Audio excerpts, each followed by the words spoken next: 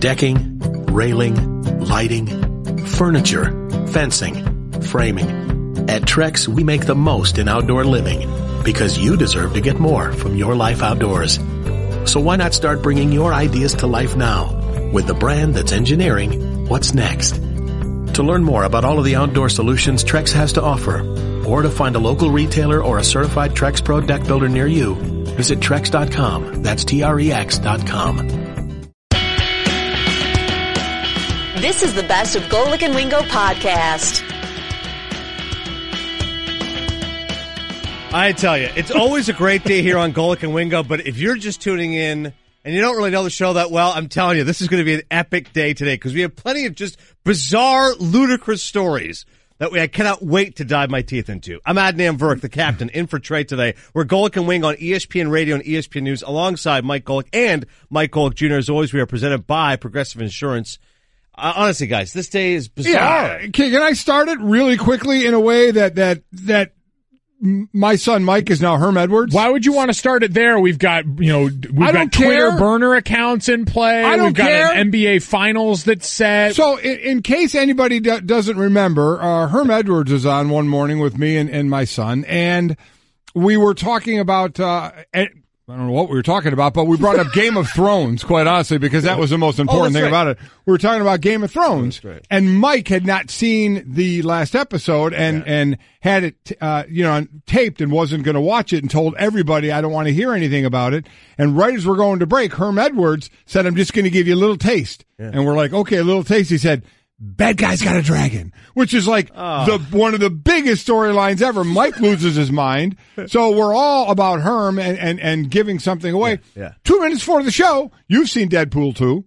Mike, you went and saw it last night. Yeah. One of the things I heard about it was after it's over, one of the outtakes or one of the things they show during the credits is hilarious. And you just said it to Adam and talked about it right in front of me. Well, first off, I didn't see it. First off, his name's Adnan. That's a fine. Whatever.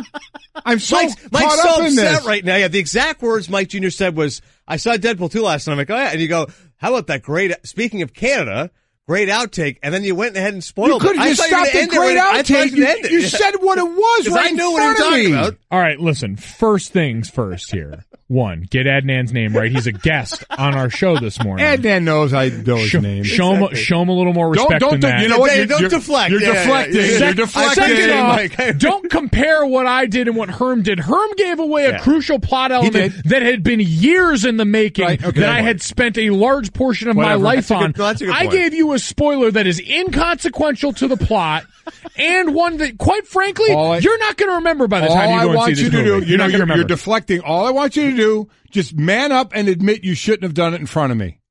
No. Oh, see, that's just poor. You know what that is? Yeah. That's poor parenting by me.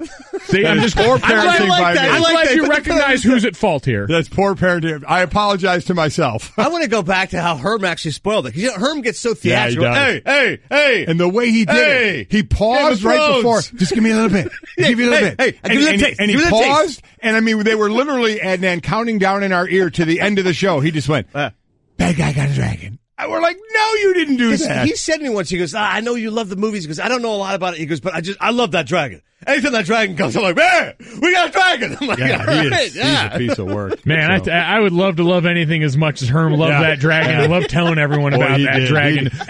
He didn't really realize what he gave away either. You know what? Him and Bryan Colangelo probably have something in common in that regard. Oh, boy. Yeah.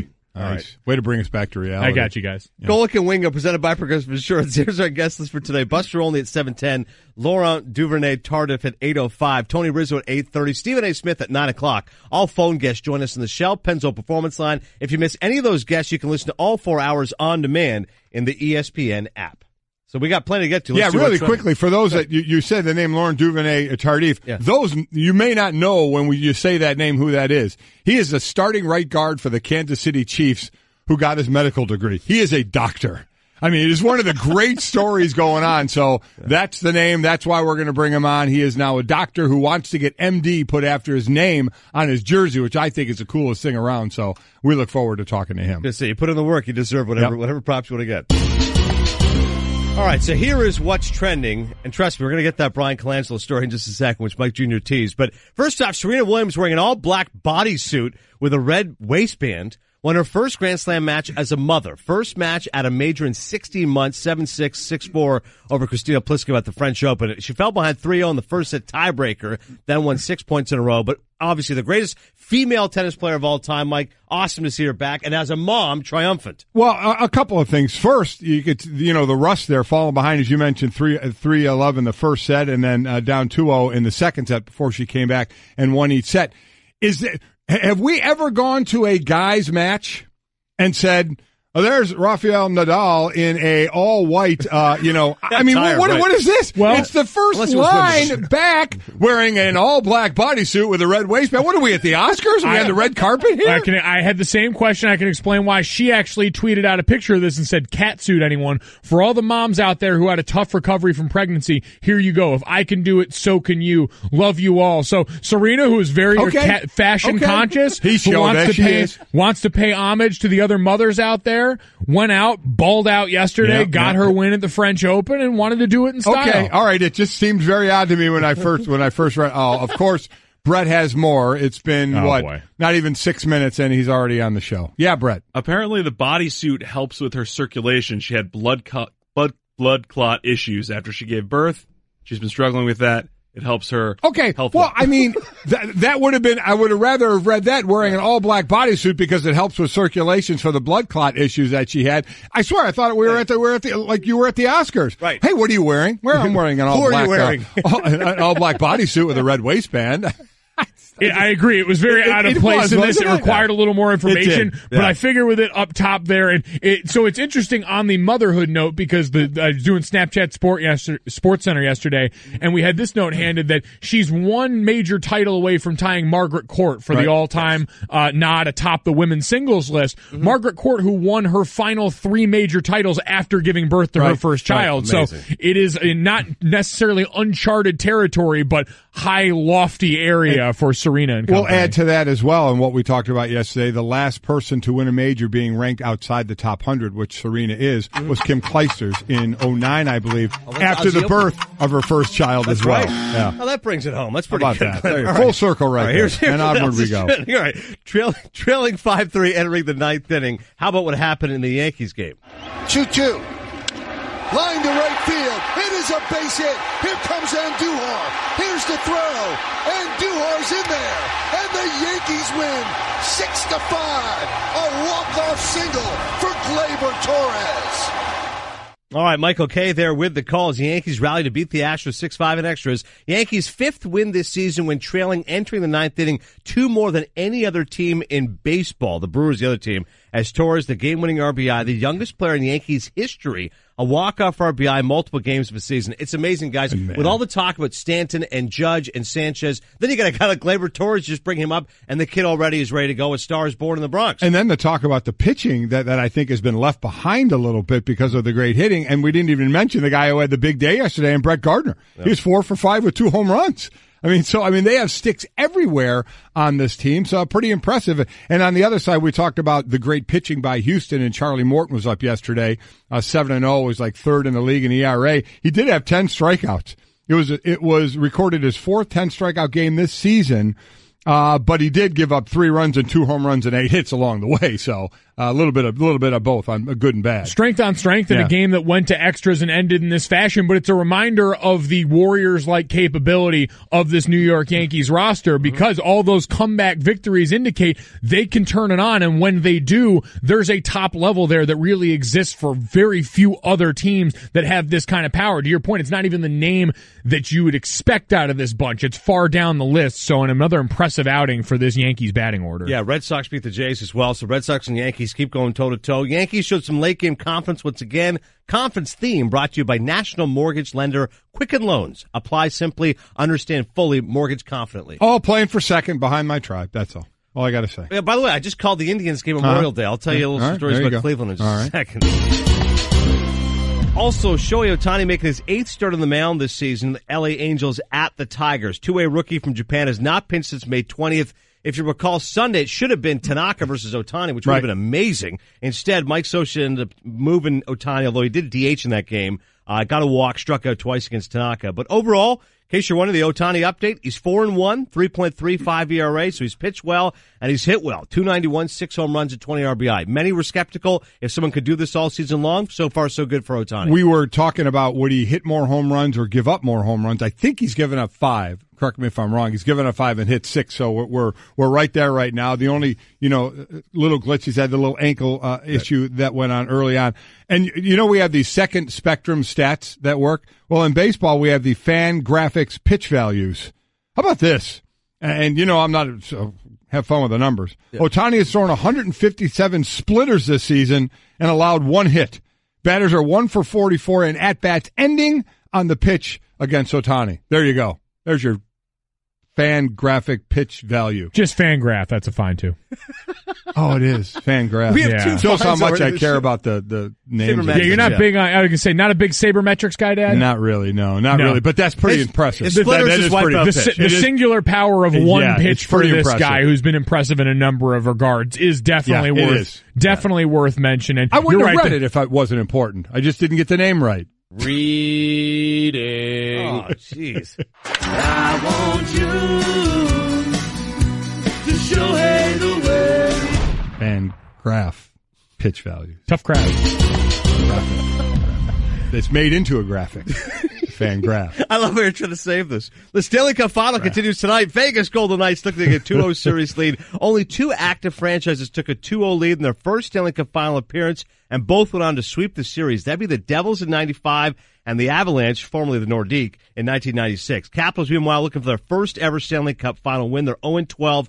Only one franchise has lost more Stanley Cup Final games without a win. That'd be the St. Louis Blues, 0-12. And there's some synchronicity there. The Blues were an expansion team that made the final, but that was back in 68. They had 6 expansion teams. So, of course, one was going to make it out of the West. But Blues have never done it. Caps just got to get on the board. It was a high-scoring game, game 1. 10 goals. So we'll see what happens tonight. Vegas can go 2-0. Golden Knights 7-1 at home this postseason. By the way, the Capitals are 8-3 on the road, so would not be shocking if they were going to split. Obviously, the big thing to me is what kind of show they're going to put on, what kind of Vegas show they will put on a pregame. And news out of there as far as the Capitals and their players. Tom Wilson not going to get suspended for his hit on Jonathan Marchessault. So basically the league said it was shoulder to shoulder, not shoulder to head. It was within the flow of the game. And while the hit was late, it was not egregiously late in their terms. So that's why he didn't get suspended. Wilson has been suspended for 3 games this postseason, so he's on the ice, an important player, certainly. That word egregious has come up in a couple of different regards, and I'm very interested. I know this isn't on the NHL subject, but that was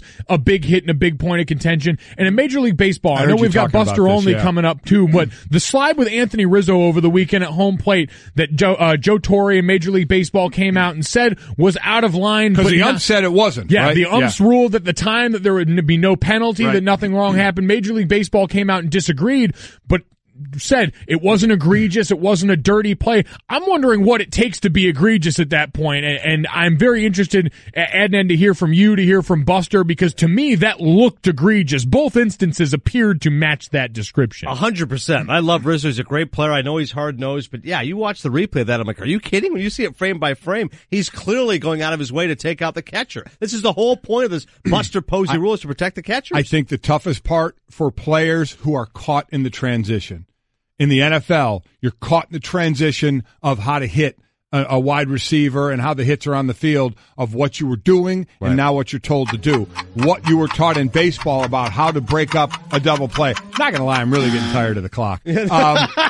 I'm with you on that, Mike. Of how to break up a double play, right? Mm-hmm. And that changed with the Buster Posey injury, but players in the transition, I think, are the ones having the toughest time, because that's one of these instinctual break up the double play. This is how I do it, which now turns out to be wrong by, well, in the ump said not by rule, but then Joe Torre said it was. Yeah, one more for you. And also some NFL news. Veteran wide receiver Brandon Marshall will sign a 1-year deal with the Seattle Seahawks. Multiple sources telling ESPN Marshall has never appeared in an NFL playoff game. He's also played for the Broncos, Dolphins, Bears, Jets, and Giants. 6 seasons with at least 100 receptions.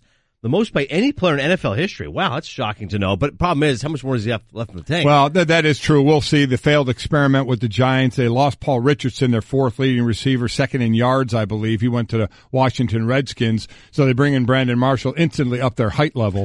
Is that the tallest receiver the Seahawks have had in the Russell Wilson era? How in all seriousness? Yeah, outside of Jimmy Graham, tall tight end who they lost as well. Mm-hmm. But this one's interesting because I heard people bringing up our own Darren Woodson talking about Dez Bryant. Well, I mean, this was a $2 million investment at most. Dez Bryant turned down 3 for $21, I believe it was, with the Baltimore Ravens. So, you wonder about what Dez is looking for money-wise, is he still looking for a job? It's also interesting with me, too, just a bigger picture with those two. Dez Bryant, the career arc for him has been a guy that I think because he played for the Cowboys and was with Tony Romo, talked about a lot more. Brandon Marshall moved around to a lot more teams. Yeah. Better career of the two. Marshall, because you look at the stat line for Brandon Marshall over the course of his career, and there's maybe one season, that 2014 season with Dez Bryant, that can maybe match up to the things that Brandon Marshall did across the board on those different teams.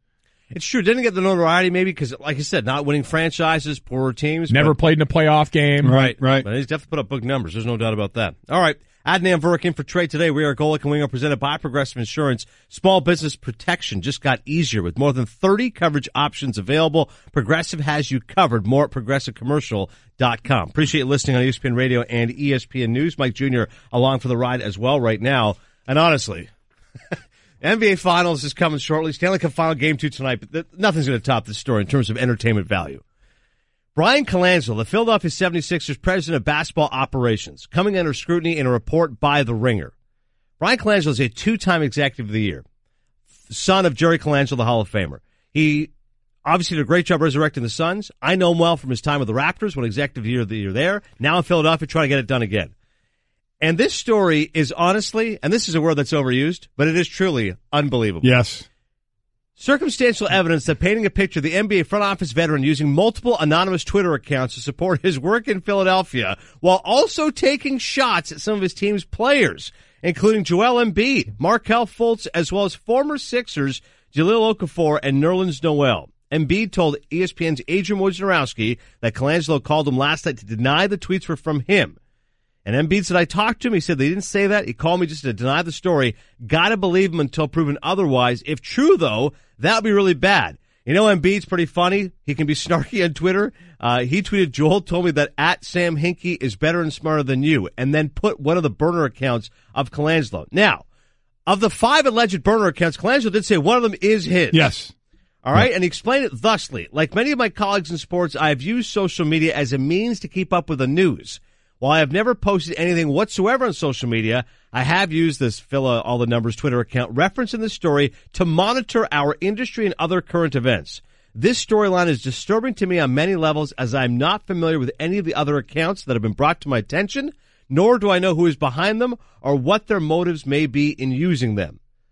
If true, though, Mike, he's obviously lost his job, and it's ludicrous that he would go to this kind of level. What kind of insecurity are you at, and what kind of paranoia that you have 5 burner accounts? Well, I mean, listen, I heard, Mike, you talking about it this morning. Can't wait to hear the old guys talk about this and social media. I mean, it already started. I was listening to Freddie and Fitzsimmons last night. I mean, those guys going off about how people are the problem and not Twitter. It's going to be an interesting day of tape. I have it right now. Here's Freddie from last night. Thanks for taking it up, Mike. Yeah. He flat out lied in a statement put out by the Philadelphia 76ers. So I'm not blaming Twitter, Facebook, Instagram, Snapchat, nothing. I'm blaming these fools out there who don't know how to control themselves and thinking they can get away with stuff. He's not sorry he did this. His punk behind is only sorry that he got caught and he's going to lose a job in which he was revitalizing the Philadelphia 76ers. And you're the son of Jerry Colangelo, who has been a major figure in USA basketball, in the NBA or in the Olympics. And this is how you operate? Twitter has nothing to do with the downfall of our society. It's people that continue to be the downfall, Ian Fitzsimmons, of our society when they pull stuff like this. Wow. Downfall of our society. I feel like there needed to be some music playing behind that. This is all with the downfall of MySpace, right? I mean, if we still had that around, we wouldn't be having these issues. Top 8's much simpler times. So basically the bottom line is here, they're saying he had 5 burner accounts. He admitted to one, said I don't know where the 4 others had come from. not many people, or some are believing him, some are not. Either way, the players and his reputation is going to be gone in Philadelphia. It's probably going to be the end of him there.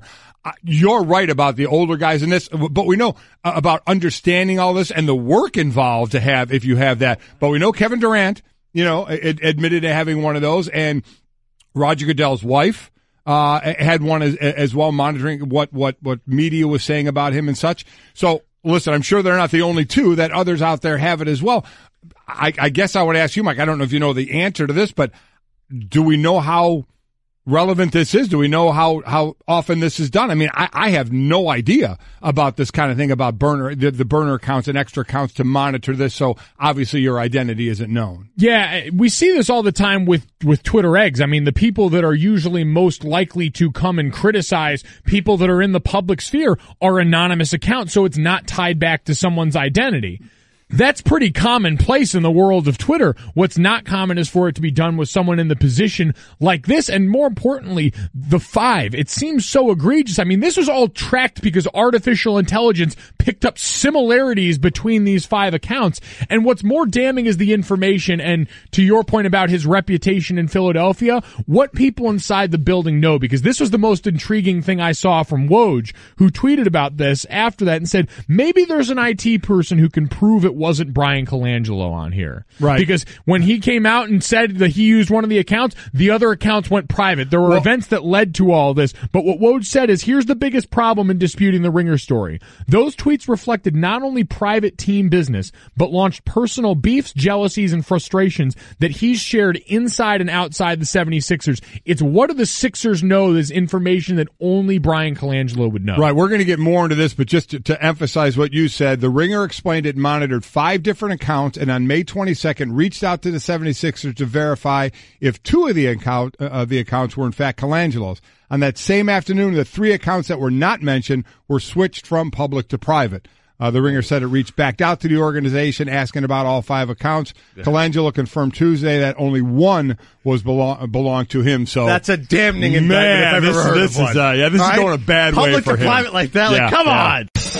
Golic and Wingo. And Wingo. Mm-hmm. Trey Wingo and Mike Golic Sr. Golic and Wingo right now on ESPN Radio and ESPN News. Adnan Virk in for Trey today alongside Mike and Mike Golic Jr. The story that is sweeping the nation.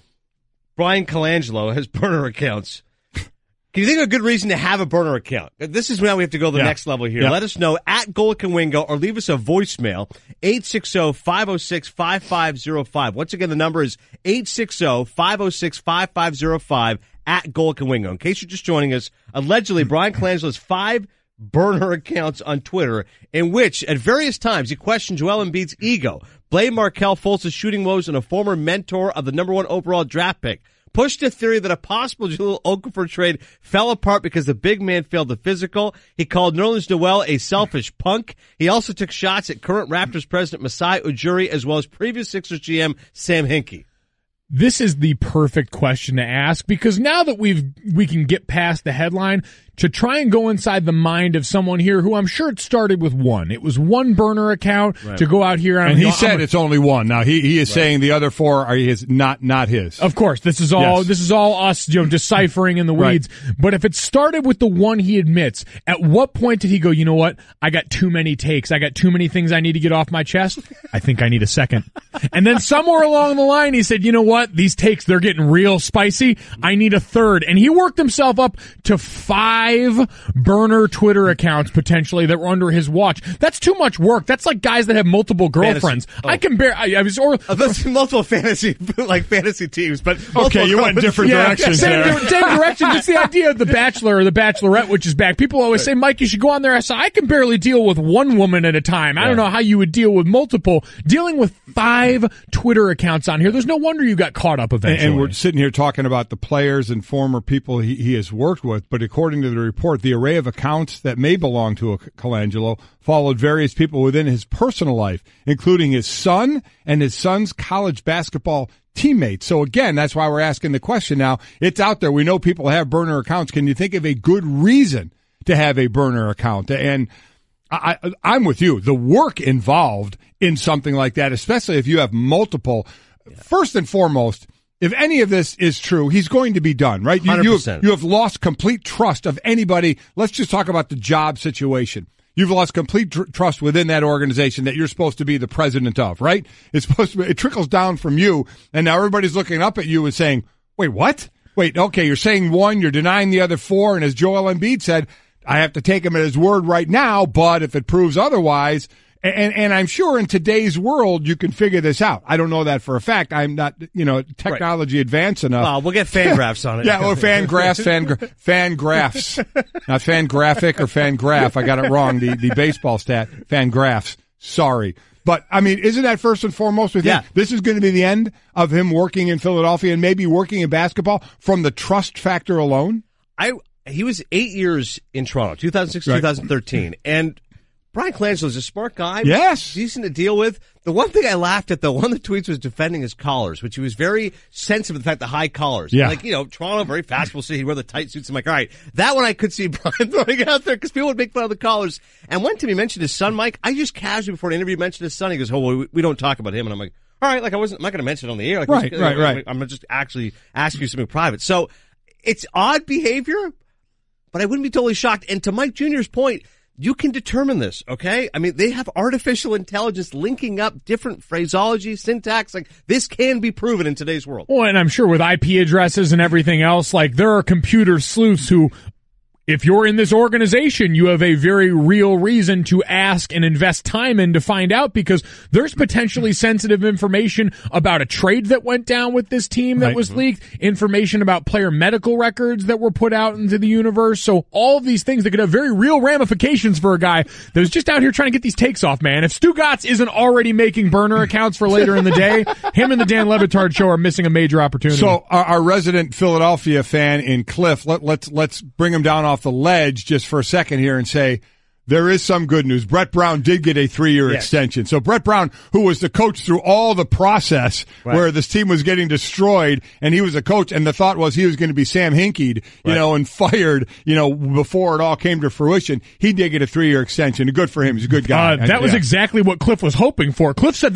Cliff came over this morning and told me that was the worst part of yesterday for Sixers Cliff, fans. Don't say that. Listen, seriously? Yesterday was the worst day for the process, period. Cliff, one second. It's time for Straight Talk, brought to you by Straight Talk Wireless. Best phones, best networks, no contracts. You're a Straight Talk guy. Go ahead. All right. Yesterday was hands down the worst day of the process, period. So first we got Ben Simmons, who broke up with Tinashe for doing Kardashian things, but then he goes out with Kendall Jenner. Next we got Brett Brown getting 3 years when he should have been fired 3 weeks ago. And now we got our 52-year-old GM who has 5 burner accounts. What are we doing? What is going on? All right, so one is in and Joel Embiid's playing pickup in the parking lot. Bouncing the ball off guys' faces, yeah. And I'm into the whole social thing of the dating and all that. I love those magazines and I love that stuff. But the Brett Brown, come on. I mean, I know you were talking about Jay Wright coming in, and Jay Wright's not going to be the coach. You seriously still think Brett Brown should have been fired? Listen, here's what the Sixers should do. Listen, they should fire Bryan Colangelo and just bring me in. Bring me back home. Okay, Philly. now you're done. I can bring this team back. I'm telling you. I'll fire Brett Brown right now. It just went to curve talk instead of straight talk, so we're done with you. I tell you what, Jay, in his defense, Jay Wright, great collars. Seems like a Bryan Colangelo also guy. A very handsome guy. Yes, that's a good call. Cliff, for crying out loud! We gave Cliff the forum. That was Straight Talk, brought to you by Straight Talk Wireless, nationwide coverage in America's largest and most dependable 4G LTE networks. Honestly, all this talk about burner accounts, and there's just only one thought that I have. I mean, Freddie Coleman has talked about the decline of American civilization, right? And I'm thinking to myself, I got to get me a burner account. Like, I don't know Stanza, can you run one for me? Like, I want to get one and go. I'm like, hey, how come Steve Levy always goes to say like a file? I think it's Canadian. He could do that. So why isn't Cinephile getting more of a push here? My podcast. See, there you go. Like, I want 5 accounts right now. If I can outsource this, please. Somebody run a burner account for me. I'll do whatever it takes. Why wasn't Mike Golic Jr. in First and Last asked to be part of First Take Radio Takeover Week?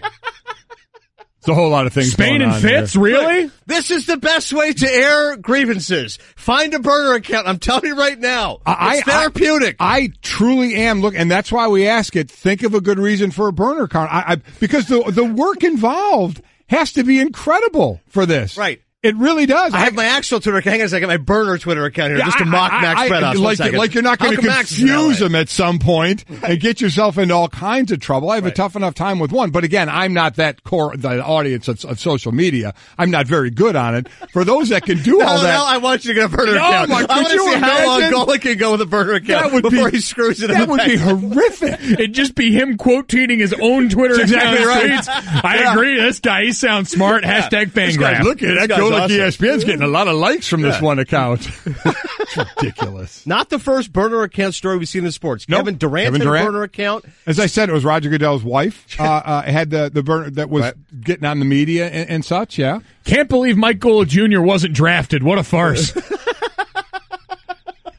Oh, my God. Chris Hubbard? Wow. That's who the Steelers kept? Wow. It's a deep cut reference for anyone that was around the Pittsburgh camp in 2013. Really is. I'm telling you right now, the burner account's the way to go. That escalated quickly. Yeah, it did. Sorry, I took an Ambien this morning. Hand fast. Golic. I tell you what, a great sports night last night, no doubt about it. And Wingo. What a day, what a show, what a time. 1, 2, 3, 4. Every deck is made for standing on, but there's only one that's always had a way of standing out. So if you're looking to bring more style, comfort, and creativity to your life outdoors, call on the brand that's known for making the most in outdoor living. From decking, railing, and lighting to furniture, fencing, and framing. At Trex, we're engineering what's next in outdoor living. To learn more about all of the outdoor solutions Trex has to offer, call 1-800-289-TREX or visit Trex.com. That's TREX.com. I'm a one-trick pony. Literally. I show up at kids' parties and act cute. That's pretty much it. So excuse me for being bitter. When Geico says not only could we save you money on car insurance, but we do more. Like give you 24/7 access online, over the phone, or even via our award-winning mobile app. Well, ooh la la. Aren't they multi-talented? Hey, I said organic carrots. Geico. Expect great savings and a whole lot more. Distance makes the heart grow fonder. We will, actually, it's absence makes the heart grow fonder, but distance is close enough. Is it really absence? Absence makes the heart The grow actual saying is absence makes the heart grow Maybe fonder. that'll be in Bretomology at one point. We're not taking requests, you guys. Whoa, Whoa. Wow. Brett, a.k.a. Pusha T on that one. Sports Center, brought to you by Goodyear. During baseball season, players are more driven to work hard, prove themselves early, and earn their position. Goodyear knows all about being more driven, too. They work hard for you every day, earning a position on your vehicle and on the road. Order Goodyear tires from a local dealer near you. All right, it's time for what's become a segment that's sweeping the nation. Are you staying in here or are you going in the other room? My son usually leaves us to go hang out with his younger crew in there to do this. It's up to you. Yeah, sorry, gotta stick to my guns on this one, guys. Turn your mic on. You are a professional. Good last segment for you. Don't even turn your mic on. Get out. Despite that betrayal by Cliff, I'm going to join the back room. Get out. Bretomology brought to you by Discover Card, who will match all the cash back new card members earn at the end of their first years. Learn more at discover.com/match. Limitations apply. Adnan, you have not, Adnan in for Trey, you have not been part of Bretomology yet, have you? That's correct. I have so not. What Brett, who, loves nothing more than not only to research the show, but beyond the show as well. Right. What he does is he gives a famous saying that's out there. He'll give it to us, and then he'll give us two definitions. One is the correct definition, one is made up. And what we've learned, the made-up definitions are unbelievably good. Okay. So he's going to give us the phrase, two definitions, and then we choose one or two on the definitions. Okay. At this point, Wingo is 21 for 32. I'm 14 for 28. Junior is 4 for 8, and then we've had a few other people. Chris Canty went 2 for 4. Chris Canty, 2 for 4. Jeff Saturday, 1 for 4. And you, obviously, it's your first time here. So, Brett, take it away. Bretomology. All right, your first phrase. Absence makes the heart grow fonder. Okay. Whoa! Okay. Can I take a request? I did that on my own volition. No. You took a request. Yeah. Is it from the Roman poet Sextus Propertius, coined the phrase in his life's work, the four-volume Elegies? Sextus wrote, quote, "Always toward absent lovers does love's tide flow stronger," and the phrase evolved to its current form from there. I hope he made up Sextus. Or is it from friend of the program Bill Shakespeare, who debuted the phrase in A Midsummer Night's Dream? The week before her arranged marriage to Demetrius, Hermia confides in her best friend Helena about her long-lost love Lysander, saying to her, quote, I cannot bear life without him longer, for in his absence my heart grows only fonder. Yeah, it's got to be Shakespeare. I think, Shakespeare. The Sextus is not, that's made up. I think I'm going with Bill as well. We're both going number 2. We're all going Sextus. Sextus is right. Oh, are you kidding? Seriously. Sextus sounds like the most made up name ever. See, that's what I mean. The made up stuff is unreal. Oh, wow. Bill was made up. Phrase number 2. No man is an island. No man is an island. Okay. Is it from the English poet John Donne, who also coined the phrase, for whom the bell tolls? In a short poem he wrote in 1624, Donne said, quote, no man is an island entire of itself. Every man is a piece of the continent, a part of the main. Or is it from Napoleon? After his capture by the British in 1814, he was exiled to the island of Elba, where he quickly developed a rivalry with the commanding officer, Colonel Neil Campbell. Napoleon and Campbell had a series of written exchanges. In one, Campbell poked at Napoleon's lack of manpower by saying, quote, no man is an army. Napoleon's simple response was, no man is an island, which was foreboding as Napoleon escaped from Elba 2 weeks later and was defeated for good at Waterloo the following year. Excellent misdirection, but it's obviously one. I love Hemingway. I know for whom the bell tolls. John Donne. It's number 1 for sure. Was he on the island of Elbow, did you say? It's Elba. Elba. Okay, I thought it was an Elbow. Sure, John Donne. It's one for you. He seems awfully confident, does Adnan, so I'm going to go with him and say it's 1 as well. Adnan is correct. Oh, well done, Adnan. As soon as he dropped the Hemingway, I'm like, no, I got this. Wow. No man is an island unto himself. Yeah. Wow, okay. Fly in the ointment. Fly in the ointment. Yeah. Is it from the Bible? Ointment was the name for the ceremonial substance one was anointed with. Nowhere is there more anointing than in the Bible, as shown in Ecclesiastes 10:1 of the King James Version. Quote, dead flies cause the ointment of the apothecary to send forth a stinking savour. Bible or from the ancient Egyptian chancellor Imhotep, as Adnan knows, the bad guy in The Mummy. He was considered by many to be the world's first great doctor. He left famously detailed logs of his life, and based on his translated instructions for wound care, it would appear he also understood infection, warning that when applying a substance to a wound, quote, the ointment must be kept free of pests to remain effective. So we're talking about the Bible or a wound? I think it's Egypt. I think it's number 2. What do you think? I'm going to go with the Bible in number 1. Okay, I'm going to go with 2. It's from the Bible. What? Yes! Oh, wow! Yes! Yes! Wow! I also 100% made up that Imhotep story. That was really good. That's excellent. Really good. Doesn't he do that well? I told you. Brother Maltese bringing it. And your final phrase, Grand Slam. Grand Slam? Grand Slam. I know this one, guys. It's from Denny's. Without a doubt, it's from Denny's. There's no question about that. Don't even try and fake me out with anything else. Good answer. I like the good answer. Yeah, it's very good. Very Family Feud-esque. I love it. All right. Did it begin in baseball?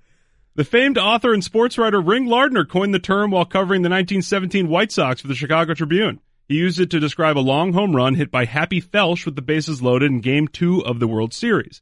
The term was later appropriated by other sports starting in the 1930s, conveniently as the 4 runs in a Grand Slam in baseball lined up well with the 4 major events in both golf and tennis.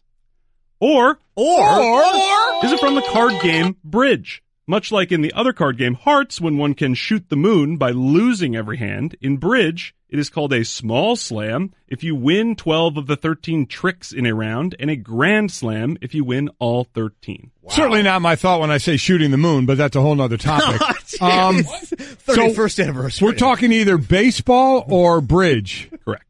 I'm going with the card game. I'm going with bridge. I love Ring Lardner. John Sayles, 8 Men Out, Hap Felsch, Charlie Sheen.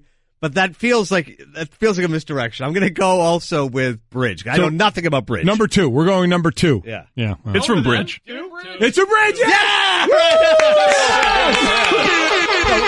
Ring Lardner, legendary sports player. I'm like that. I would have known Ring Lardner. So Adnan got he got 2. I got 2. And I got 3, I believe. I think John I got 3 out of 4. Ring Lardner Trey is certainly playing at home somewhere. What's that? Trey is certainly playing absolutely playing at home. Wingo's terrific at this. 21 for 32. So what do you think? What do you think of the segment? I love this game. See, you know what we're doing? We're teaching people. Teaching them phrases and where they come from. But like I said, the made-up ones are incredible. I cannot believe flying the ointment is from the Bible. Mike, you were onto that. Oh, listen, come on. Read it daily. Catholic boy, he knows his stuff growing up. The Grand Slam, you're right. Always Denny's. I've told the story. I came from a bachelor party one time. I don't remember whose it was because it was a bachelor party. And we were in a party bus. There were 8 of us when we went to Denny's and ordered 24 Grand Slams. Well, it was awesome. And they just started bringing them. We just kept throwing all the eggs on one plate, the pancakes on one plate. Right. It was fantastic. I mean, you guys were definitely shooting the moon in that. Oh, yeah. I'm sure we shot the moon somewhere that night. I don't think there's any doubt about that. Not sure how you felt the next day. Yeah, uh-huh. All right. Thanks so much to Mike Golic Jr. As always, first and last. Check him out every morning. He's the best from 4 to 6. He'll be back here tomorrow, right, Mike? Perfect. He'll be back here again with us. Coming up the next couple hours, we'll talk more NBA Final, a little Stanley Cup Final conversation, a great story about a doctor, Golic and Wingo presented by Progressive Insurance, and mistaken identity for me. It's next. You won't believe it. Golic and Wingo. It was all sort of one big giant Jell-O mold. It's very interesting where that went. A great good morning to all of you. Golic and Wingo on ESPN Radio and ESPN News. This is the captain. I'm Adnan Verk inside here. For Trey, alongside Golic and Golic Jr. As always, we are presented by Progressive Insurance, all of our phone guests on the Shell Pennzoil Performance Line. And this hour of Golic and Wingo is brought to you by La Quinta Inns and Suites. Book at LQ.com and win a business. Plenty of sports coming up, plus an unbelievable story of mistaken identity for me. I'm not overselling this. You have sold this hard, so this better be a good story. Been sitting on this story for 3 weeks, I'm telling you. Mike actually stayed in an extra segment for this story. I'm ready. Yeah, so this really better be good. It is under the file of too good to be true. Yeah.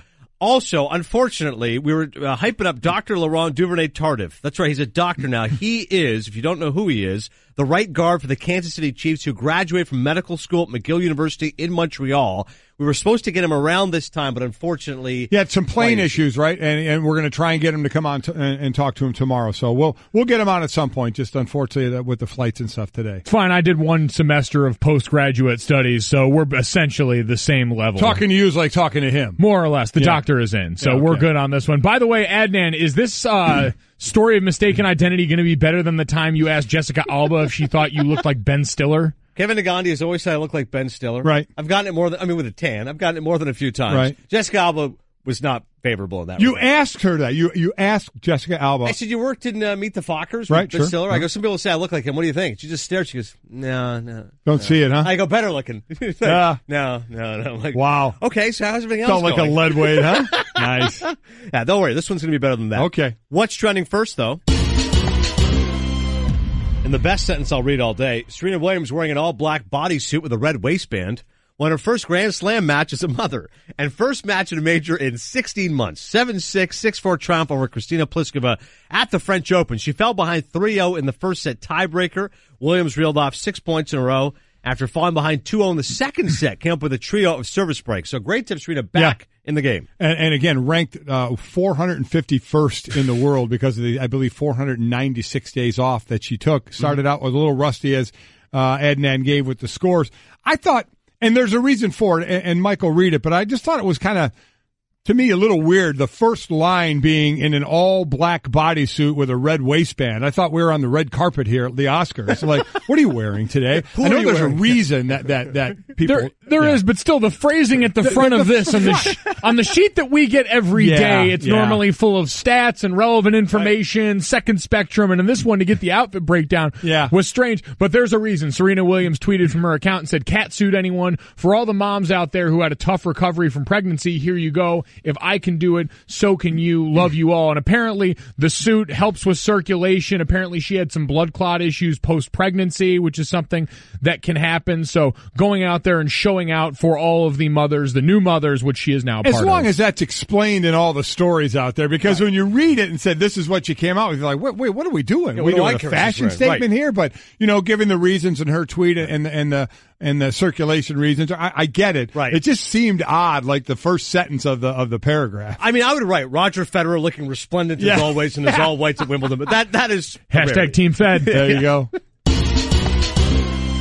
Also, some drama for the New York Yankees last night, taking on the Astros in what has become a budding rivalry. 2-2. Line to right field. It is a base hit. Here comes Andujar. Here's the throw. Andujar's in there. And the Yankees win 6-5.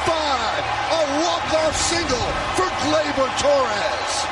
Trailing 5-3 entering the ninth, the Yankees rallied to beat the Astros 6-5 in extras. Fifth win this season when trailing entering the ninth inning. Two more than any other team in baseball. The Brewers right now leading the NL Central, the leaders in that category. But Torres, that game-winning RBI, the youngest player in Yankees history with a walk-off RBI multiple games of a season. You're thinking it's going to be Stanton and Judge and Sanchez and Gregorius. Instead, Gleyber Torres gets called up, and the young man already is a star for the Yankees, a team that's so loaded with offense. Well, that's the thing. We talk about hitter after hitter. We don't even mention, as we mentioned, Brett Gardner, 4 or 5 with 2 home runs in this one as well. Torres, another young, big-time stud player, or at least starting out that way, I should say, and looking forward to a great future there. I keep thinking their pitching gets undersold as well with how well they are throwing, but they're just stacked right now. What a nice matchup with them. Obviously, everybody fighting for second behind my Cleveland Indians. I get all that, but, these are nice, cute games, by the way. Not sure I get all that. Well, okay, no, I'm not sure I buy that, but it's interesting. We mentioned the Yankees' ninth inning come from behind victories. The difference between them and the league, that 2-game difference, that difference is all Houston. The two of the Yankees' comeback wins entering the ninth have come against the Astros. Houston is 2-2 when leading the Yankees entering the ninth. The Astros have allowed 3 or more runs in the ninth inning or later 4 times this season. 3 of the 4 games against the Yankees, including this game on Tuesday. That dovetails perfectly with the thoughts of Michael Kay on that Yankees-Astros rivalry and why it has become so good. David Cohn was talking during our broadcast in this game that it's like the Yankees and the Royals from back in the 70s and the 80s. I mean, you wouldn't think that was going to be a rivalry, but they played these heated series back in that time, and they became a rivalry. And to this day, they still feel something when those teams go at it. And right now, the way that ALCS ended last year, 7 games, Yankees couldn't score in the last 2 games in Houston for the most part. I think there's a lot of enmity between these two teams right now, and I think they're on a crash collision course to go back to the World Series again.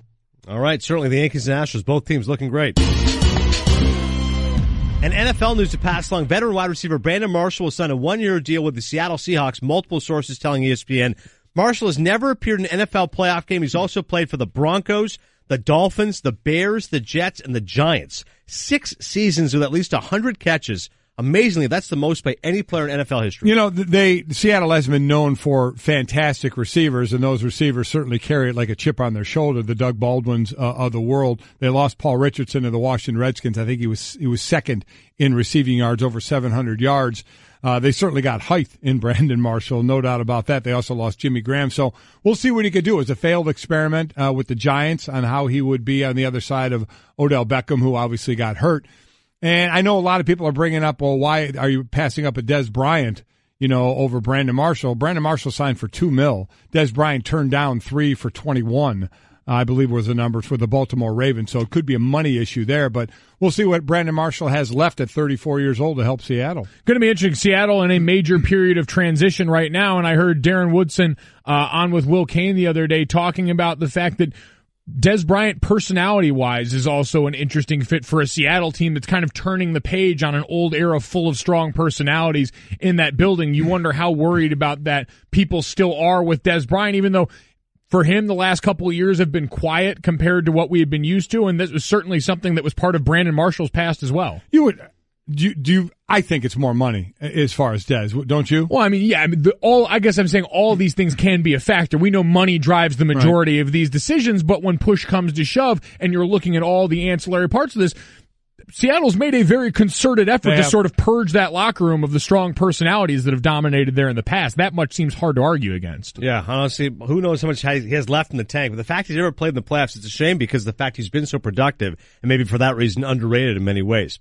Adnan Burke in for Trey today. It is Golic and Wingo on ESPN Radio and ESPN News. We'll get to Bryan Colangelo having multiple burner accounts allegedly and what this means for the Sixers moving forward. But I've been sitting on this story for a few weeks. Yes, you have. So I was calling the Padres game in Monterrey, Mexico. Flying back, I'm in Detroit at the airport. Picture this scenario. Okay. Black T-shirt, shorts. I got a Canada hat on. As usual, I travel. I made my Maple Leaf hat, red hat. I'm reading the Tiger Woods book, which Armin Katayan gave us. It's very kind of him. Excellent book. Him and Jeff Benedict. Check it out. Head down, couple of guys, late 30s. They're waiting to board their plane. They're talking about their fishing trip. You're not eavesdropping. You kind of hear tangents of conversation. Mm-hmm. My head is down reading the paper. Team Canada hat. Reading. And they're about to board, and the one guy turns to the other guy and goes, hey, I'm really sorry. I got to do this. And I hear the words, as my head is down. excuse me, Mr. Chelios, can I get a picture? And I look up and realize he thinks I'm Chris Chelios, one of the great defensemen in hockey history. And realized I had a second to say, I'm not Chris Chelios, or, no, of course I'm Chris Chelios. So I stand up and I go, yeah, sure, no problem. His buddy takes a picture of me. No. And the guy while getting the picture says, this is going up on the mantelpiece for sure. And I look at him without missing a beat, go, I'm sure it will be. Now they want to talk a little more. Oh, no. Oh, wow. And I'm thinking in my head, I'm like, how does Chris Chelios talk? I worked with Chelly. That World Cup of Hockey we were watching last year. I worked with Chelios in the set. And in fact, one of the guys who works there goes, have you ever heard anyone say you look like Chelios? That was the first guy ever. And I go, and Chelios actually looked at me and goes, we look a little alike. I guess, well, not really. The fact that somebody of sanity and at 9 a.m. thinks this is amazing to me. But he says, so then I have to strike up conversation now. I'm Chris Chelios. So I say, because I'm in Detroit, I'm an idiot. I thought Chelios were the Blackhawks. They go, all right, guys, Blackhawks fans? And then I go, Red Wings? He goes, oh, yeah, Red Wings. I'm like, oh, yeah. Oh, we had some good years for sure. And I'm thinking, I'm just talking as myself. And I was Chelios that'd say, oh, we had some good years for sure. You know, he kind of mumbles, kind of talks at that. But I'm like, no, I'm just going to talk like me, which is fast and fevered. Right. I'm like, yeah, we had some good years for sure. And they're boarding a plane to Nashville. And they go, are you on this flight? Because I was sitting in their area. And I wanted to say yes, because I wanted to see how long I could take Chris Chelios. But, of course, I was going to Hartford. And I go, no, I'm going to Hartford. And they go, okay. And I'm thinking in my head, I'm like, what former teammate? Maybe Chelios played with the Whalers. No, I can't really think of it. And then he says to me, well, listen, it's great running into you, man. Like, I was such a huge fan of your career. And I said, no problem. And I wanted to say, if there's any way I could have done this, because he goes, listen, I'm sending this picture to all my buddies. And I wanted to say, can you send that picture to me too? Because I'm going to go on Golic and Wingo and say, here's the guy who thinks I look like Chris Chelios. So that dude is sending around a picture with you, and he's telling people, I took a picture of Chris Chelios. And you played along. Chris Chelios is like 51 years old. Well, also, also be honest on this question I'm going to ask you. How tall are you? Yeah, thank you. I'm 5'7". You're 5'7". He's listed at 5'11". Right. I always thought I was 5'8". I'm actually 5'7". I think Chelios is listed at 5'11". I think he's 5'10". No one listed around 5'11" or 6 foot is actually 5'11". Chelios is at least 3 inches taller than me. I thought the height difference would be more. It's not. It's sure. That's sure, 3 inches. Yeah, it's not bad. But he's significantly in better shape than me. I would agree. I gotta say though, but he's shredded. This guy thinks I'm like Chris Chelios let himself go and shrunk since his playing days. I gotta say though, facially, it plays. Yes. This is like if you it's not the first time I've gotten Chelios. If you did, when you can do those online things where you combine two faces and make a baby? Yeah. If you did Chris Chelios and Ben Stiller, you would make an Adnan Virk baby. That's a good point. The only thing I'll say is the face, it is kind of similar, but I find it hard to believe that anybody's going to look at you and think, there's a former professional athlete. And he was sitting on it, Mike. And I don't mean that in a mean way. Oh, yeah. Maybe the CFL. Yeah. And he's sitting there talking to his buddy. Like, imagine in his head going, there's Chelios. All right, let's just keep talking. Eventually I'll ask Azerbaijani, hey, excuse me, Mr. Chelios, I hate to bug you. Okay, we gotta send this picture, Chelios with his shirt off. Oh, yeah. With Kid Rock. Pictures of me, thankfully. With Jessica Alba. With Kid Rock, With Jessica Alba and Kid Rock? No Jessica Alba there. That is Jessica Alba. Where? With shirtless Chris Chelios and Kid Rock. Not the picture. The pictures are big enough. We have Gretzky. We don't have the rest of the picture. We don't see. I was going to say, I thought you were mistaken identity. Jessica Alba for Kid Rock. I was going to say, Brent, lay off the bottle. There is a picture out there that I'm looking at that has Chris Chelios, Kid Rock, and Jessica Alba, who earlier we mentioned didn't think that Adnan looked like Ben Stiller. Oh, there it is. There is a picture. Yes. The reunion. Chelios and Jessica. That's unbelievable. That story is blowing minds today. And still Kid Rock. Why is he in this many pictures with Kid Rock? What is in the water in the last 24 hours that this is happening? I'm just amazed at how much those guys are going to get crushed for that. When they say, you guys thought that was Chris Chelios? The fact he said, this is going up on my mantelpiece for sure. I go, I bet it is. What's going to happen? Who's the first guy that goes, what the hell is that? That's not Chelios. Hey, where'd you get the picture of Adnan Virk? Hey, you guys know the captain? I just want to imagine that for years it goes unnoticed, and he finally goes to hand it down to his next of kin, his son, and he's like, son, I want you to have this. It's one of my most prized possessions. It's a picture of me and Chris Chelios, and he hands it to his son who's wearing a Cinephile t-shirt, who looks up at his dad and has a decision to make in that moment. Do I ruin a lifetime of my father's memories, or do I tell him the truth? Oh, there's no doubt the kid tells him the truth, says, Dad, you're an idiot. Yep. Is there any way I could have got my hands in the picture? Like, I want to say, can you tweet it to a buddy of mine? My manager's at ESPN. Can you send it to him? You didn't tweet it to one of my burner accounts quickly. Beautiful. You didn't sign an autograph, did you? It was just a picture? No, just a picture. Okay. I thought that afterwards. Like, wow. The best hope I had was that they were boarding then. Like, imagine it's a 5-minute conversation. Imagine it's 10 minutes. Eventually, I would have gotten tripped up. While we're laughing at this, you know who wants to throw up in their mouth a little bit? Yeah. It's Chris Chelios. You guys thought he was me? Seriously? Multiple Stanley Cup champion, played over 20 seasons in the NHL, as fine a physical specimen as you'll meet. Dude, it is, because every picture I see, he's got a shirt off. I mean, I only pray I could take one picture with my shirt off. Every one of his pictures is. And it should be noted, I'm wearing a Team Canada hat. You know, one thing about Chelios, he's a proud American. Yeah, he is. Yes, he is. As soon as he met me and he found out I was Canadian, he goes, oh, God, another Canadian. God, Canadian hockey my whole life ruined me. All Did right. the guy not see a giant maple leaf? Good story. That's a good story. That's pretty good. Did well. I can say that story was great, and then Turn your mic on. You are a professional. Honestly, you're ruining the whole flow of the segment with you're that. not turning your mic on. No, like I deserve it. I guess I'm saying Adnan's story delivered on so many fronts, because we've got this great story. We've got this great what if about this guy and his future with this picture that is now a huge part of his mantle in his life. Right. And we found out that Chris Chelios and Kid Rock are friends. Yeah, that's something else. That's great stuff. Wow. All right, Adnan Burke, the captain, not Chris Chelios, in for Trey Wingo today. We are Golic and Wingo on ESPN Radio and ESPN News. Mike Gold Jr. kind of to hang around just for that story and a little bit more, because Golic and Wingo is presented by 1-800-Flowers.com. Surprise a friend or loved one today with a bouquet from 1-800-Flowers.com. When you order a dozen multicolored roses for only $29.99, you'll get another dozen absolutely free. Go to 1-800-Flowers.com/ESPN. As crazy as that story is, even more ridiculous one coming out of Philadelphia. Our man Cliff said it's the worst day in Sixers franchise history yesterday. Brett Brown got a 3-year contract extension, which is now the footnote to the major story, which is that their GM is involved in this type of craziness. The story from The Ringer, circumstantial evidence of Bryan Colangelo, a 2-time executive of the year, using multiple anonymous Twitter accounts to support his work in Philadelphia, while also taking shots at some of his team's players, including Joel Embiid, Markelle Fultz, as well as former Sixers Jahlil Okafor and Nerlens Noel. Embiid telling ESPN's Adrian Wojnarowski that Colangelo called him last night to deny the tweets were from him. I talked to him. He said they didn't say that, Embiid said. He called me just to deny the story. Got to believe him until proven otherwise. If true, though, that would be really bad. Embiid joked on Twitter about the allegation and tweeted at one of the accounts alleged to belong to Colangelo. Colangelo explained his use of one of the accounts while denying his involvement with 4 others. Like many of my colleagues in sports, I have used social media as a means to keep up with the news. While I have never posted anything whatsoever on social media, I have used the Twitter account referenced in this story to monitor our industry and other current events. This storyline is disturbing to me on many levels, as I'm not familiar with any of the other accounts that have been brought to my attention, nor do I know who is behind them or what their motives may be in using them.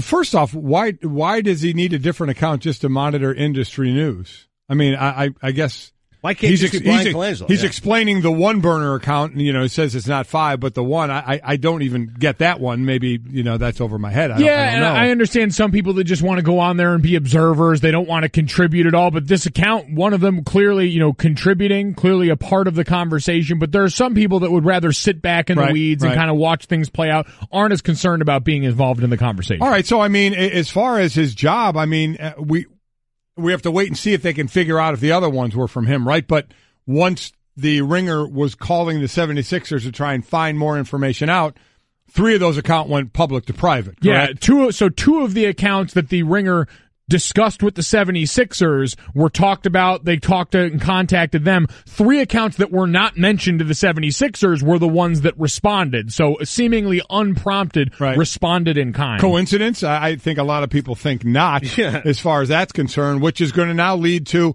listen, we've seen other situations where people are using burner accounts. We've even asked out there, is there a good reason to have a burner account? You can leave a voicemail, 860-506-5505, or tweet it at Golic and Wingo if you can think of a good reason. The best one we're hearing now is to monitor your kids to see what they're up to.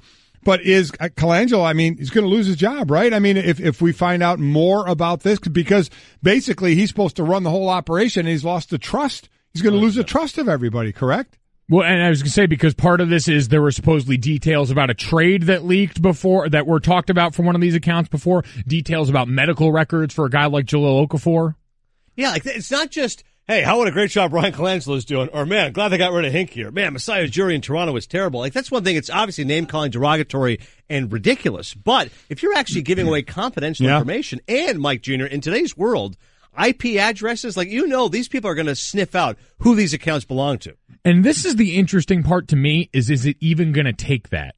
At this point, the trust is already fractured because of the headline, because this is the way we consume things. Right. We're given a headline right now. We're giving something that sounds believable enough and has this article attached to it, which I guarantee you majority of the people will see the headline of the article and will stop there. We'll get a few bullet points and won't read the rest of it and won't consider, is there a possibility this isn't Bryan Colangelo? And will that matter at all? Or has the decision already been made? Because how we consume things is we read headlines, we believe, and then if we're given strong enough evidence later on, maybe we'll reconsider, but it goes against the way that we consume everything. So in my mind, this guy's already done. But I mean, I get that from a public view, but the team's got to go more in depth, don't they? I mean, you can't just read that headline and say you're fired. I mean, they're going to have to dig a little more into this, right? What did we watch Tennessee Volunteers football do this offseason? Make a coaching decision based on the whims of a Twitter mob. You can't tell me if there's not a strong enough reaction from the outside that we haven't seen it's possible to sway decision making. That'll be interesting, especially if the team does do an investigation and they do come up with, at least from their side of it, that he didn't have 5 burner accounts, but there's, all kind of holy hell going on, with people, who especially are 76er fans. That's why it's important. I think Joel Embiid came out and said, I have to believe him until he's proven guilty, because we know if you had lost the star players in that organization, what drives thinking in the NBA more than anything else? It's making sure that group is catered to. By the way, I kid you not, there is a Twitter account out there that says not Bryan Colangelo's burner account. And that account has tweeted, it wasn't Bryan Colangelo, there was a second tweeter on the grassy knoll. And there you have it.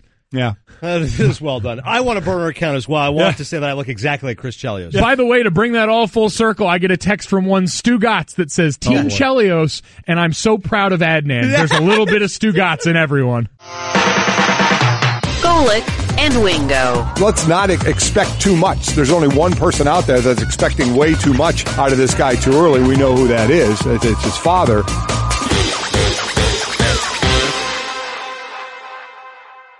Delta is here to help people in pursuit of their goals. And with the ease of booking travel on the Fly Delta app, pursuing your goals has never been easier. You'll also get notifications as you go, giving you peace of mind throughout your journey. Stephen A. Smith, of course, the star of First Take, and you hear him on the Stephen A. Smith Show, 1 to 3 on ESPN Radio. Stephen A., we'll get to the Cavs and Warriors in just a second, but honestly, what is your reaction to this Bryan Colangelo story? Well, if it's true, it's a bad look. There's no question about it. I mean, you should have better and more important things to do with your time than something like that. And obviously having a burner account, you're trying to disguise your identity to put out misinformation or to address things in a clandestine fashion. Whatever the case may be, it's pretty unbecoming of an executive. It's not a good look at all. And if it were a bad look for a player like Kevin Durant, you know damn well it's going to be a very, very bad look for an executive. Who is not a player. You're supposed to hold yourself to a higher standard, and certainly this doesn't apply. So it will be a very, very bad look for Bryan Colangelo, and knowing the Sixers organization the way that I do, there will be repercussions if indeed it is true. I don't know what they will be, but there's no mistake in my mind that there will be repercussions. Well, I guess that's the question, Stephen, because whether they can prove it or not, I mean, I don't know if we're going to get to the point of them saying, well, we can't say it was him, but we can't say it wasn't him. Then you're really in limbo on what do you do, because you almost feel like, and if you were to agree or disagree, that he's lost the trust of the organization, especially the players, and it would almost seem like he would probably have to go. Well, you know what? Again, it's hard to say he would have to go if you can't definitively say he did that. If you can't definitively say it was him and attach incendiary or inflammatory tweets or whatever the case may be to him, whether it was his direct account or a burner account or whatever, I mean, the bottom line is that, again, you're innocent until proven guilty. Obviously, we live in a different age where guilt applies to the court of public opinion and what have you, and you just never know how that will turn out with an organization. But I think that when it comes to Colangelo, particularly considering the fact that his father was instrumental in getting him that job, and Jerry Colangelo is one of the most respected individuals in the history of the game, it would be really difficult to just sit up there and say, all right, you're gone, even though there's no proof that it was you that did those things. But if they have proof, it's not beyond the realms of comprehension, but they would have to have that. Talk with Stephen A. Smith right now on the Shell Pennzoil Performance Line. Always see Stephen A. on First Take and his radio show, The Stephen A. Smith Show. Warriors beat the Rockets coming back from a first-half deficit, Stephen A., just to revisit Game 7, and it was another third quarter. What does it say about this team? Obviously, they get these early deficits, which is troubling, but their perseverance and resilience to dominate the third quarter, what does that say about this team moving forward now for the finals? You have to give credit to the coaching. There's no question about that. And then you also have to take into account the possibility that the players may be just toying around with opponents, figuring them out in the first half, and then all of a sudden going into complete attack and assault mode and taking guys out, because that's really the only explanation. If it was against a particular opponent or something like that, they might have their number. But they do it against everybody. They give the impression that essentially they're just toying with you. That's how awesome they are. And by the way, guys, if we get cut off, my apologies. I'm literally talking to you while I'm driving inside the Lincoln Tunnel. Oh, well, like that, no problem at all. Whatever happens, happens. As far as this game and the matchup, we're waiting to hear about Kevin Love if he's coming back, but I want to go from the Andre Iguodala side of this thing, especially because he's a guy who's defensed LeBron more than basically anybody out there. And if he's not ready to go or not 100%, how much does that affect this series? I think it can have a profound effect on the series because he's an elite defender. Even though Klay Thompson can defend, he's a bit smaller than Iguodala. That would be tougher against LeBron. You've got Draymond Green. You don't want him against LeBron because he's your utility man extraordinaire, and he's as versatile as they come, particularly on the defensive side of the ball. But if you pull him on LeBron, you really compromise your defense as well. And so you got to look at it from that standpoint and say they need Iguodala for this series because of who they're going up against. Not to mention the fact that Cleveland's defense has been better with Love on the bench when you put Jeff Green and Tristan Thompson in there. They're a better defensive team and they're a better rebounding team, particularly on the offensive side of the ball, on the offensive boards. So if you're getting offensive rebounds, then you're giving LeBron more opportunities to hurt you. And the Golden State Warriors certainly don't want to do that. Talk with Stephen A. Smith right now. Stephen A., that rant you had on LeBron was unbelievable. We played it earlier, talking about those who are saying, this is his greatest accomplishment. Seriously, what do you make of people like Jeff Van Gundy saying LeBron making this finals is the Kings' crowning achievement? I think it's utterly ridiculous, and no disrespect to Jeff Van Gundy, who I love dearly, but it's utterly ridiculous. And I've told him, and I'm looking for Isaiah Thomas. He and I are supposed to have a friendly argument in the next few hours or whatever, because I can't believe the blasphemy that he spewed. I don't. Oh, right. From the older generation, can you guys hear me? Yes, we got you. Go ahead. Yep. Yeah, I'm talking about, I don't understand how the guys can come from the older generation and ignore the level of competition and the road that one had to travel towards prosperity and just shove all of that aside. It's not just about the individual player. It's about the players they're going against, the teams that they're going against, and the system in which they play. Today, I go up to the great Hubie Brown the other day, and he's forgotten more basketball than most of us know. And Hubie Brown sat up there and dismissed the argument and said, come to me when you can put hand checking back into the game and forearm checking, and then come talk to me. Because having to deal with that is nightmarish for any player. And this generation of players didn't have to deal with that because of the rule changes. And that's where I'm going with it. Whether it's Hubie, whether it's Jerry West, the list goes on and on. You talk to people and no one denies the greatness of LeBron James. We know he's the greatest player of this generation, and we know he would have been great in any generation. But when you consider the rules that have been implemented, and the level of talent and how that's been compromised, how it's a softer game, to sit up there and just ignore what MJ had to go through to be MJ and favor LeBron over that is just beyond comprehension for me. So, and listen, as far as these three series that they just played, I agree, because and he can only play the competition that's out there, so it's not on LeBron at all. But to say it's his greatest accomplishment, I would agree with you from these three series limited to that, which I know what you're talking about. Now, because I'm from Cleveland and I'm doing this with my heart because my head says there's no way they're beating Golden State, what if LeBron's team beats Golden State? How much will that change your view?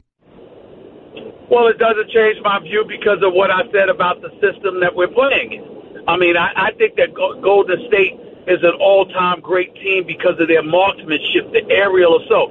But, Golic, you can speak to this even though you were in the NFL instead of the NBA. If you were playing basketball and you could get away with slapping people's arm and slapping them on the shoulders and hand-checking and forearm and elbowing them and doing all types of stuff, if you could get away with all of that, how effective would those offensive players be? And I question rhetorically because let's parlay that into football. You've got guys, and I don't want to imply that any NFL player is a pretty boy because to be in the NFL, I mean, as far as I'm concerned, that's a man's league. But let's be clear about something here.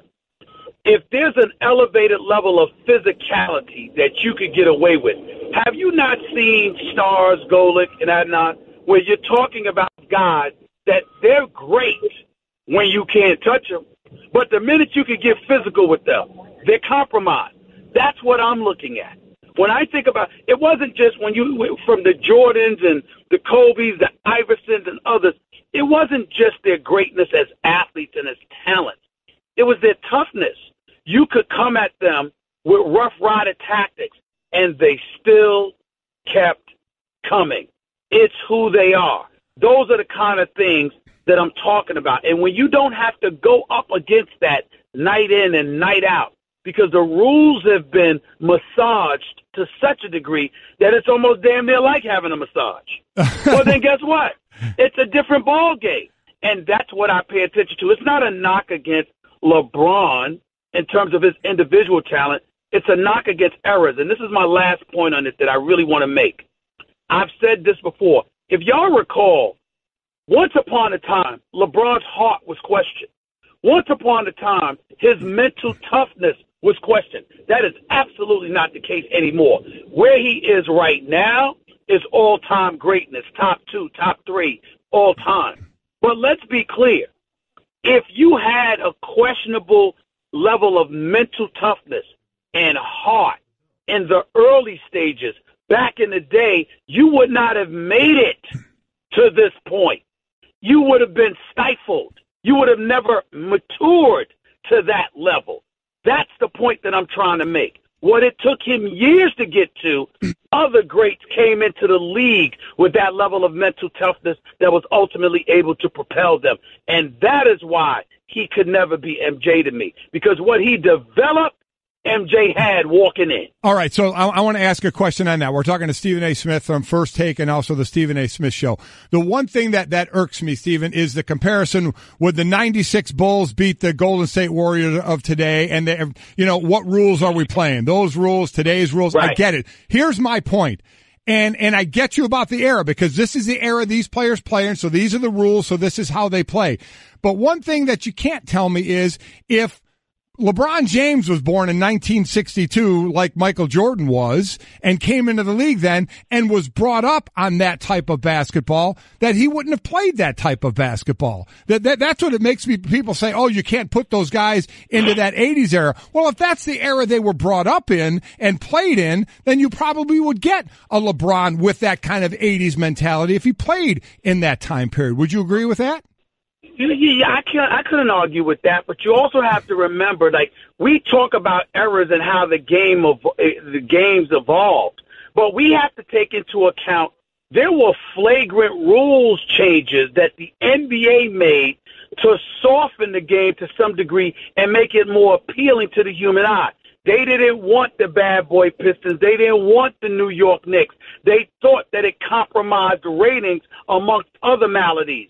Those were the incentives behind the game being modified to some degree. That's entirely different, Golic, than growing up in a different time and then people's mentality just changed or whatever. No, these were direct rule changes implemented for the sole express purpose of dissipating the physicality from the sport to make it more entertaining. That is entirely different than what happened in previous eras, and that's what can't be ignored either. So I look at that, and I say, okay, I'm looking at LeBron and his talent, his skill set, et cetera, and the man is phenomenal. But there was a level of mental toughness that he simply did not have.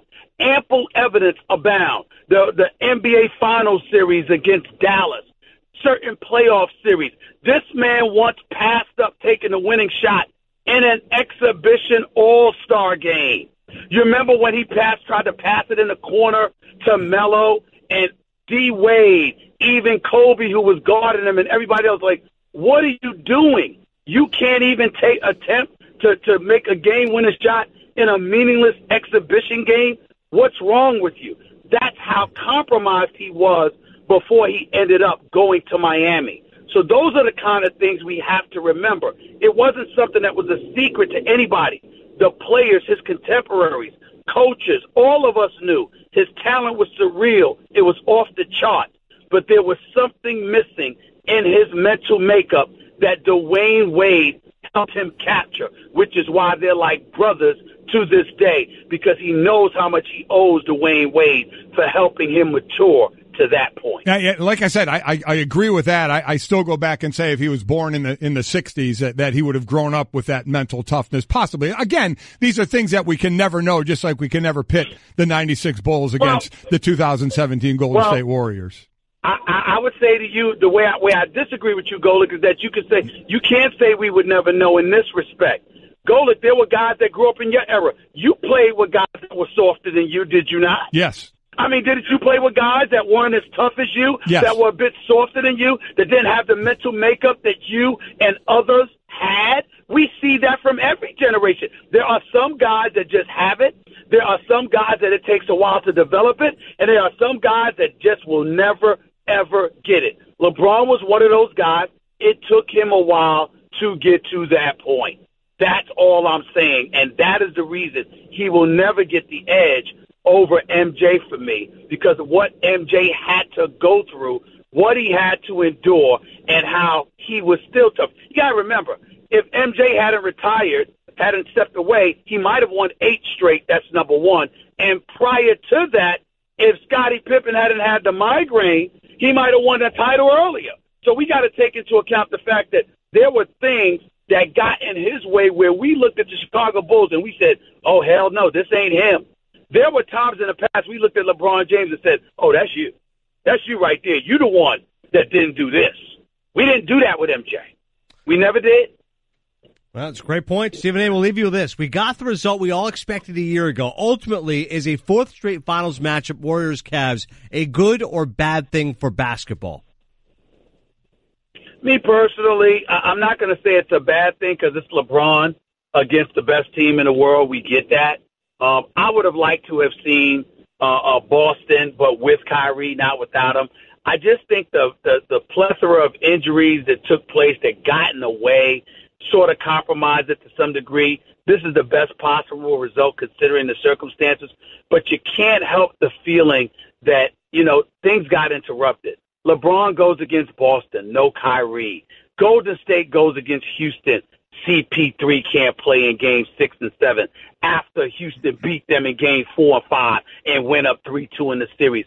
It's just something that it just leaves you, it's injuries, so it can't be helped, but there's just something that's missing because we don't really feel like it, like the 2 best teams. We're watching them. We got to remember the 2 best teams in the West in Houston and Golden State as well. I didn't even bring up that point. So there is something that dilutes it to some degree. It's still LeBron against Golden State. You can't knock it, but there is a little something missing because of those injuries that took place that got in the way that has you looking at both Golden State and Cleveland and questioning whether or not they really would have been here had those injuries not occurred.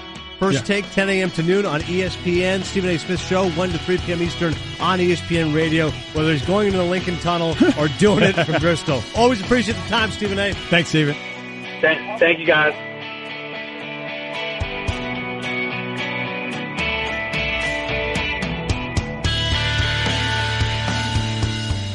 This has been the Best of Golic and Wingo podcast. You can listen or subscribe on the ESPN app, Apple Podcasts, or just ask your smart speaker to play Golic and Wingo. Plus, you can check the guys out live weekday mornings from 6 to 10 Eastern on ESPN Radio and on ESPN News.